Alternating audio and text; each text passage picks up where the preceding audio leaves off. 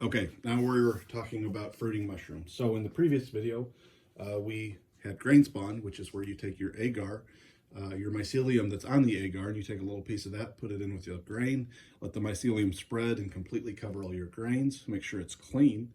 And then you take that grain and you break it up, and then you will add it to, in this example, a master's mix bag, which is a bag that has hardwood pellets and soy pellets, and then you hydrate it and pressure cook it or pasteurize it. I still prefer to sterilize, especially if you're dealing with soy pellets. And anyways, then you add your grain spawn to your master's mix, and you get these bags that eventually colonize. And I have way too many bags in this box. I will be splitting them in my other box soon, but you get this mushroom block. And then you cut a hole in it. I usually go with an X shape, and you could even stick a broadhead arrow. I used to use a broadhead and just ram it in there.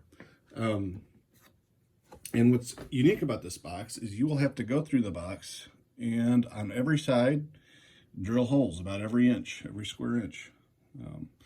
What this is doing is you're getting airflow in there, but you're not getting so much airflow that you're cutting your humidity. So you want to maintain humidity in this. You have to, this is like I said, this video is geared more towards people who are just starting off.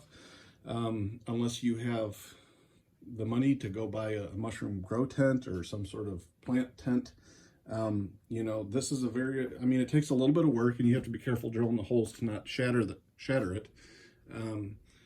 But there's no reason why, you know, someone that wanted to spend less than, you know, $50 or $60 could acquire the jars and the you know, the equipment to get to the point where you're fruiting mushrooms. Now, this time of year, you know, you could even grow mushrooms outside, at least where I live, somewhere that's humid and, you know, it stays around 70 degrees.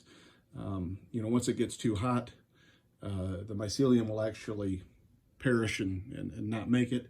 And if it gets too cold, it'll tend to, you know, almost hibernate. And, but anyways, pretty soon you will get mushrooms growing out of your master's mix bags inside your fruiting chamber. Just remember to, you know, open it up, you know, spray water, you know, down around the sides, across the lid.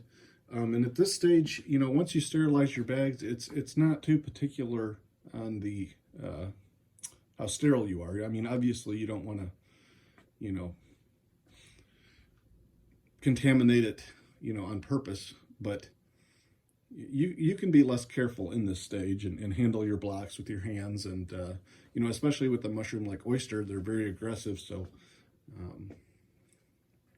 you know, they tend to beat out a lot of the competition. And that's what, you know, keeping everything sterile is all about, is giving your mushrooms the best chance possible to, you know, beat anything that they're competing with for nutrients. So anyways, I hope that you found this video was helpful. And if you have any questions, you know, be sure to subscribe. I'll be coming out with some more videos, and hopefully every couple weeks get some more content out. And I have a Facebook page where, you know, it's nothing but mushroom information, and I try to vet and make sure that everything posted is, you know, accurate or, you know, modern, up to date. So anyways, hit me up if you got any questions. I love to talk mushrooms. Have a good day.